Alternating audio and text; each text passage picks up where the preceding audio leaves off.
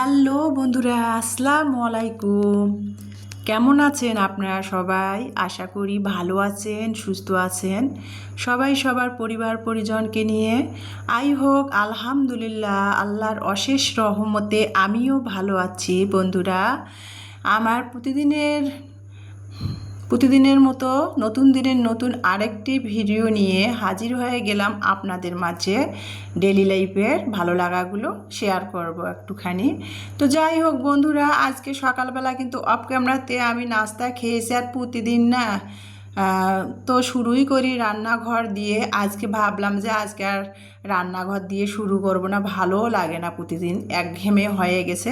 তো অফ ক্যামেরাতে নাস্তা খেয়ে না আমি একটু সকালবেলা বাজারে এসেছি 10:30টার দিকে। এই যে মানে আজকে রেল বাজারে এসেছিলাম।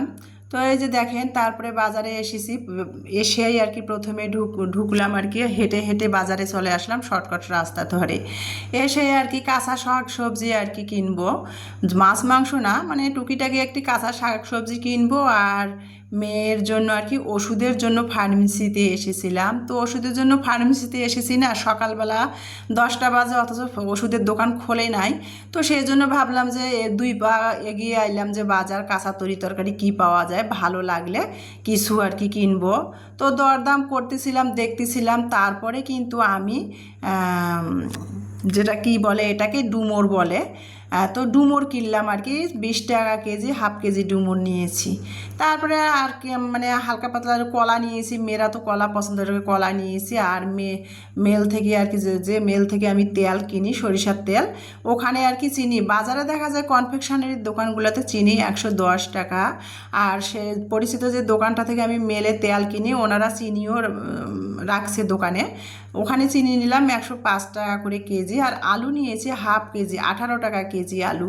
তো হাফ কেজি এজন্যই নিয়েছি যে বড় স্টিক আলুটা নিয়েছি, হল্যান্ডার আলু যেটাকে বলে। আর দেশি আলু বাসায় আছে, সেই জন্য আর কি হাফ কেজি নিলাম মাংসের মধ্যে খাওয়ার জন্য। আর দেশি গোল আলুটা না মাংসের মধ্যে দিলে শক্ত শক্ত কেন জানি হয়, ভালো লাগে না।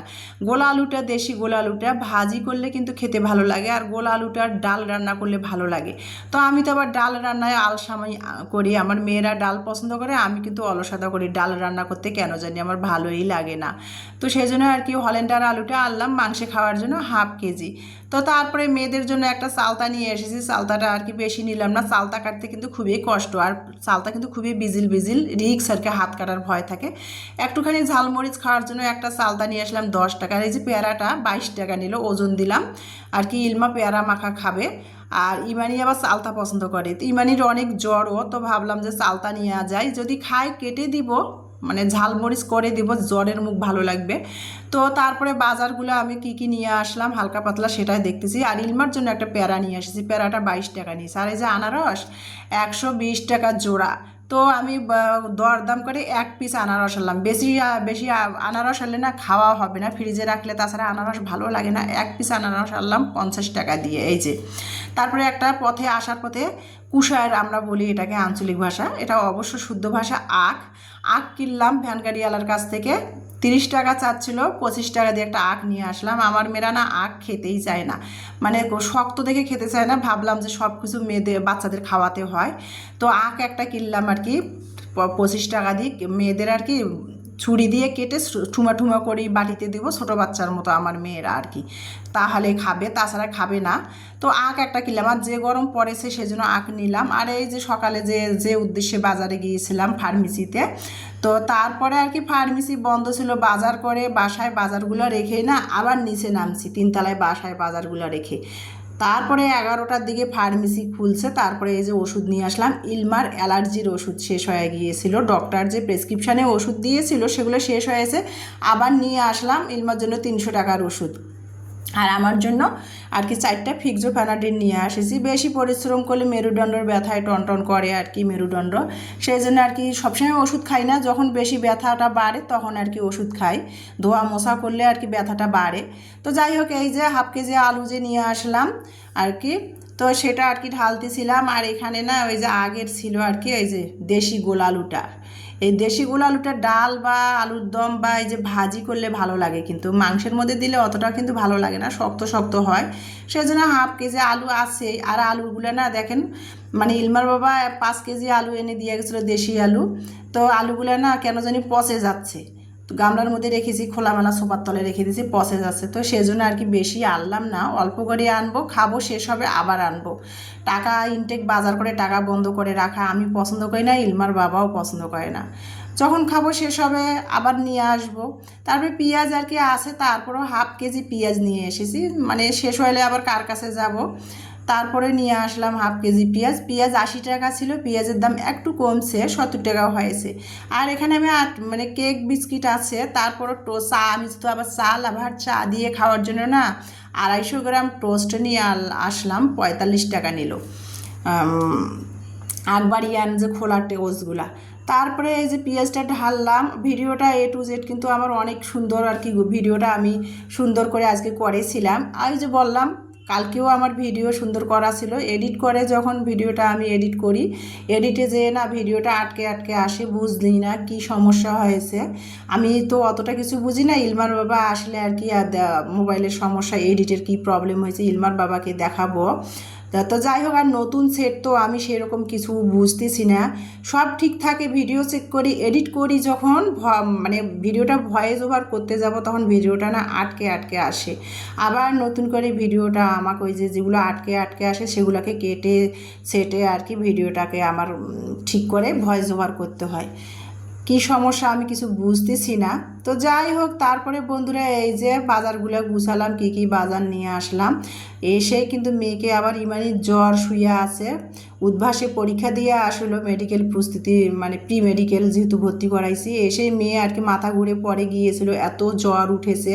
তো মেয়েকে মেডিসিন দিয়েছি, আর চিরার পানি আর কি রেখে দিয়েছি ভিজে, যে চিরার পানিটা খাওয়াবো আর কি। তো মেয়ে আর কি শুয়ে আছে, 11টা বাজে, সকালে গিয়েছিল পরীক্ষা দিতে, 11:30 বাজে ও শুয়ে আছে। আর আমি আর কি বাজারগুলো গুছিয়ে রান্না করতেছিলাম বন্ধুরা। তো এই যে যাই হোক, মেয়েকে একটু কুশায়ের আর কি ঠুমা ঠুমা করে আঁক আর কি, যেটাকে বলে ঠুমা ঠুমা করে কেটে দিলাম, যে জ্বরের মুখ চিবাও ভালো লাগবে। তারপরে আমি রান্না করতেছিলাম, কলমি শাক নিয়ে আসিছি, 6 মুঠা কলমি শাক, 10 টাকা নিয়েছিল। তো কলমি শাক নিয়ে আসলাম, কলমি শাকটা ভাজি করলাম কিভাবে সেটা তো আপনারা দেখতেই পেয়েছেন। এখন কলমি শাক তো শুধু ভাত খাওয়া যাবে না, সেই জন্য এই যে চিচিঙ্গা রান্না করব আমি মাছ দিয়ে, রুই মাছ দিয়ে। তো খালি চিচিঙ্গা ভাবলাম যে কয়টা দেশি আলু কেটে দেই, দেখেন কিভাবে আমি মাছ দিয়ে চিচিঙ্গা আলু রান্না করব সেটাই দেখাচ্ছি। তো চিচিঙ্গাটা কিন্তু আমি ছিলে তারপরে ধুয়ে তারপরে ঠুমা ঠুমা করে কেটে নিলাম, আলুগুলো পাতলা করে কেটে নিলাম। আর এই যে রুই মাছটা ফ্রিজ থেকে বের করে বরফ ছাড়িয়ে লবণ দিয়ে মেখে রুই মাছটা ধুয়ে নিয়ে আবার লবণ হলুদ মরিচের গুঁড়া মেখে চুলার মধ্যে তেল দিয়ে আমি এই যে রুই মাছটা একটু হালকা করে ভেজে নিলাম। তো হালকা করে ভাজতে যেয়ে না পেঁয়াজ কাটতে যেয়ে মাছটা একটু বেশি ভাজা হয়ে গেছে। তো যাই হোক, আমরা মেয়ে মানুষ খাবো, 3 মা মেয়ে।